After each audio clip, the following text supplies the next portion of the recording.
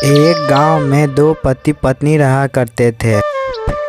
फिर वो सोचे कि कहीं हम लोग आज पत्नी बोलती है कि चलिए हम लोग कहीं घूमते हैं, बहुत दिनों से कहीं नहीं निकले हैं।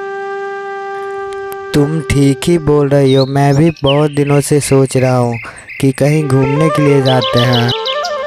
चलो चलते हैं, बाहर घूमकर तुम्हें भी अच्छा लगेगी। फिर वो दोनों निकलते हैं घूमने के लिए और काफ़ी रात भी हो चुकी। अचानक से सामने से चुड़ैल आती है और गाड़ी में ठोक देती है और ठोकने के बाद गाड़ी से उतर जाती है। उतरकर उसकी पत्नी की हत्या कर अपनी हवेली की ओर चली जाती है और नई शिकार खोजने के लिए वो चल पड़ती। फिर उसे एक छोटी सी बच्ची दिखाई देती है और उसे ही मार डालती है और मारने के बाद वो उसे अपने हाथों में टांग कर अपने हवेली में ले जाती है और ले जाकर मार देती है, मार कर खा जाती है उसे। जिसका पत्नी को मारा था उसका पति तांत्रिक के पास जाता है और बोलता है, तांत्रिक जी हम लोग कहीं घूमने जा रहे थे और अचानक से रात में एक चुड़ैल आई और हमारी गाड़ी को ठोक दी। ठोकने के बाद मेरी पत्नी को मार डाली और मारकर वो अपने साथ लेके चली गई। अब आप ही बताइए क्या करें हम।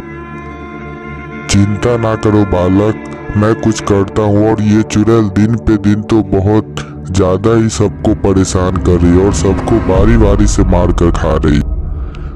इसका मैं उपाय तुम्हें बता रहा हूँ। एक जादुई झाड़ू दे रहा हूँ और जाकर उस चुड़ैल को उस झाड़ू से मार डालना, तभी वो मरेगी। फिर वो जादुई झाड़ू लेता है और गुरुजी को गोर लगता है और झाड़ू लेकर वो यहाँ से चुड़ैल की ओर चला जाता है।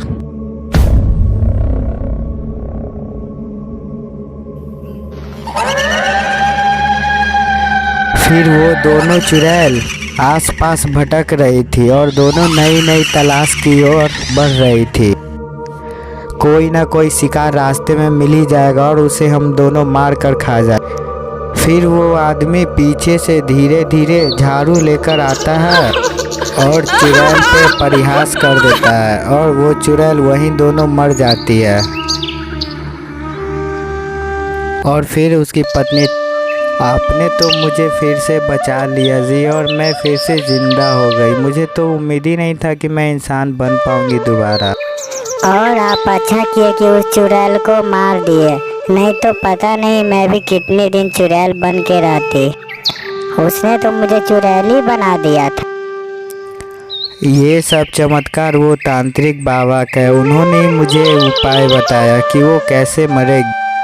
उन्होंने मुझे एक जादुई झाड़ू दिया था। जाओ ये जादुई झाड़ू लेकर उसे मार कर और अपने पत्नी को बचा लेना। अगर मैं नहीं मारता तो वो पता नहीं कितनों की जान ले ले।